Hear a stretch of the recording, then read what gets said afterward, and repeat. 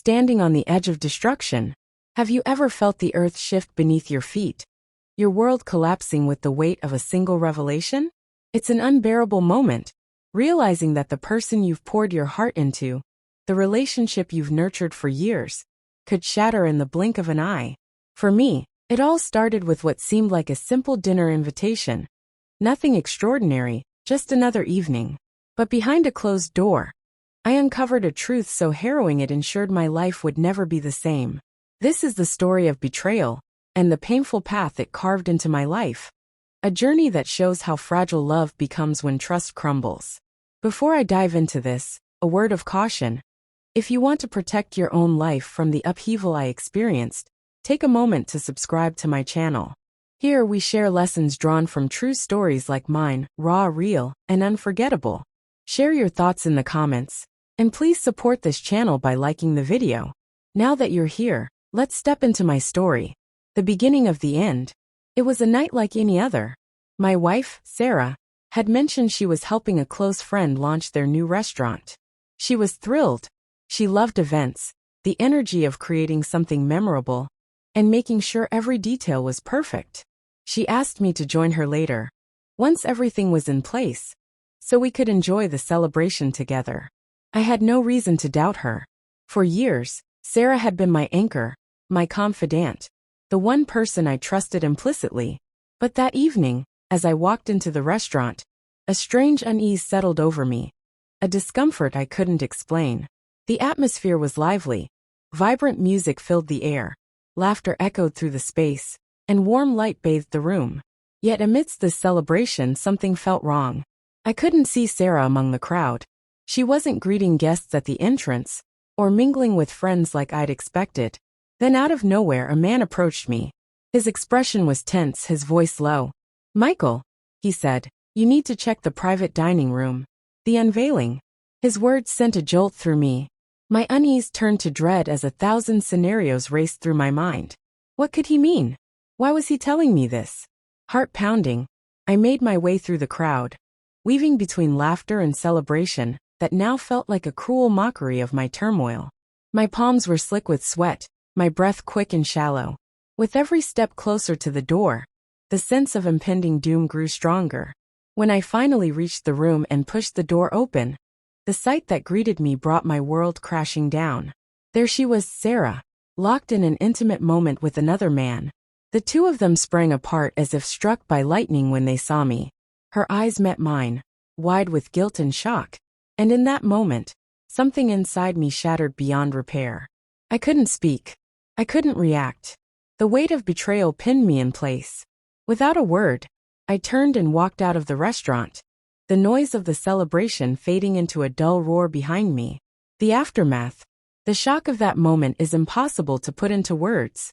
You think you'd shout, scream, demand answers, but I couldn't. My emotions were frozen, locked in a numbing silence as one question echoed endlessly in my mind. Why? When Sarah came home later that night, her face was pale, her eyes filled with something I hadn't seen before, fear. She tried to speak, but I couldn't bear to look at her. "Michael," she said quietly, "we need to talk." I turned my back to her, unable to muster a response. For the first time, I saw panic in her eyes, the realization that she might lose me. But that night, there was nothing to say. Words felt meaningless, like shouting into a void. The next morning she tried again, her voice trembling with emotion. She spoke of love, of regret, of wanting to fix things. But her words barely registered. Sitting across from her at the same table where we'd shared countless meals, I felt like I was staring at a stranger. "Is this what you call love, Sarah?" I asked, my voice icy. "If this is your idea of love, I don't want it." Her tears fell freely, and for a fleeting moment, I felt a pang of pity, but it was quickly drowned by the overwhelming tide of anger and sorrow. Living in the wreckage, the days that followed were unbearable. Our home, once a sanctuary filled with love and laughter, became a suffocating prison. Every corner of the house seemed haunted by memories that now felt like lies. The scene in the private dining room replayed endlessly in my mind, a torment I couldn't escape no matter how hard I tried. Sarah's presence was a constant reminder of her betrayal, her attempts to reconcile only deepening the chasm between us. We can work through this, she pleaded one evening. We can fix everything. But her words fell flat. I couldn't stop wondering. Was she truly sorry? Or was she just trying to erase her mistake? Was this a moment of weakness, or a deliberate choice? One night, as I sat alone in the living room, my gaze fell on the photos lining the walls. Smiling faces, happy moments frozen in time, but now they felt like cruel illusions. I picked up a picture from our first vacation together, a time when everything between us had felt genuine and pure. But even that memory felt tainted now. It became clear to me that trying to rebuild this relationship was like piecing together a shattered mirror. No matter how perfectly the fragments were arranged, the cracks would always remain. A lesson learned. Sarah's attempts to make amends continued, but my heart had already turned to stone. Love without trust is hollow, a house without a foundation. In the end, I realized I had a choice to make: cling to the remnants of something broken, or walk away and begin anew. Betrayal is a cruel teacher, but it taught me a lesson I'll never forget. Love is only as strong as the trust it's built upon. Lose that trust, and everything else falls apart. If you've ever experienced something like this, share your thoughts below. Let's learn from each other's stories, and perhaps find the strength to move forward, no matter how broken we feel. The aftermath of betrayal. Remorse. I could see it in her eyes, feel it in her voice, but her sorrow did nothing to move me. If anything, watching her crumble seemed to dull the edges of my pain. Was that selfish? Perhaps. But in the wreckage left behind by betrayal, selfishness and anger find their rightful place.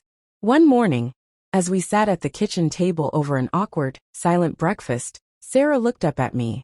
Her eyes were swollen, her hands trembling as she reached for her coffee cup. She struggled to form the words she so desperately wanted to say. "Michael," she finally whispered, her voice cracking. "I don't want to lose you."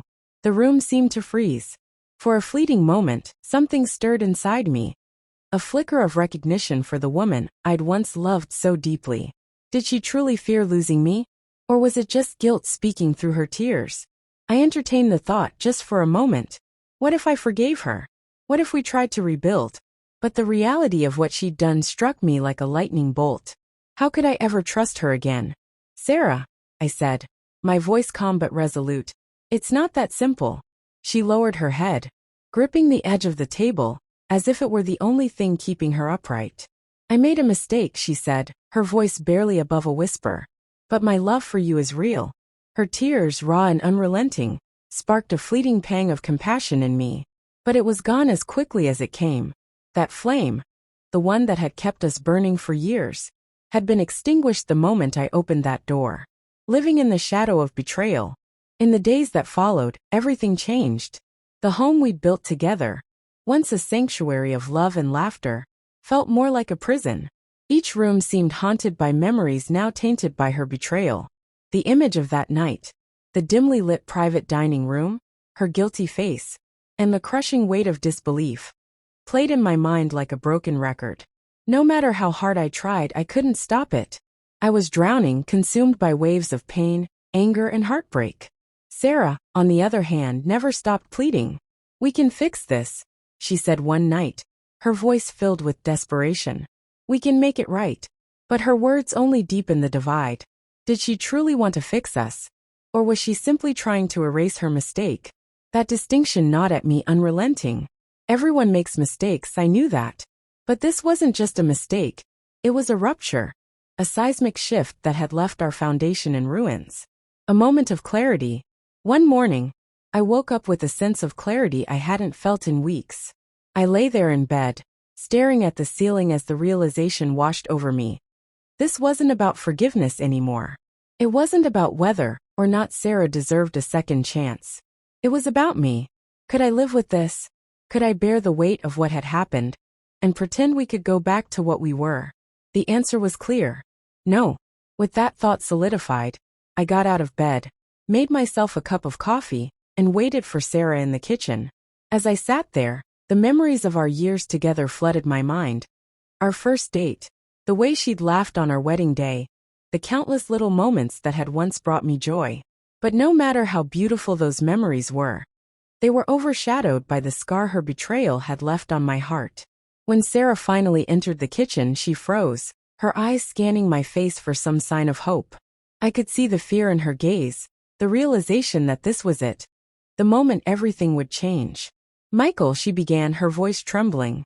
"I know what you're thinking, but please give us another chance." Her words hung in the air like a plea for mercy. For a brief moment I paused. But then I took a deep breath, my resolve unshaken. "Sarah," I said, my voice calm yet unwavering, "I don't believe you. This isn't just about a mistake. This is an earthquake that's destroyed everything we built. And I can't keep living in the rubble." Her reaction was instant. She broke down completely, sobbing uncontrollably, gasping for air between her words. "I love you," she cried. "I really do. I don't know what I was thinking, but that doesn't mean I don't love you." There was a long, heavy silence as I watched her, my heart breaking all over again. Finally I spoke. "Love isn't enough, Sarah," I said softly. "Without trust, love means nothing. And that trust is gone. It will never return. The end of us." That day marked the end of our marriage. Sarah packed her things and moved out within days. The house that had once been our home now felt cold and hollow, a shell of what it used to be. The emptiness was overwhelming, but it was a peace I hadn't known in weeks. The divorce process was mercifully smooth. Neither of us had the energy to fight or drag things out. We divided our assets quickly. Sarah moved to Denver, and I stayed in Portland, in the house that no longer felt like mine. The first few weeks after she left were unbearable. Late at night, the memories would come rushing back. The door I'd opened, the look on her face, the suffocating silence that followed. But over time, the pain began to dull. The days grew easier, even if the nights remained a struggle. I threw myself into work, spending more time with friends, trying to rebuild the pieces of myself that had been shattered. Slowly, I began to heal. Moving forward, if this experience taught me anything, it's that betrayal may be one of the most devastating things a person can endure. But it doesn't define you, unless you let it. Sarah's life is no longer my concern. She made her choices and I made mine. I can't change the past, but I can build a new future. And so I'm learning to live again. Each day, I grow a little stronger, my confidence returning bit by bit. Life goes on, and so will I.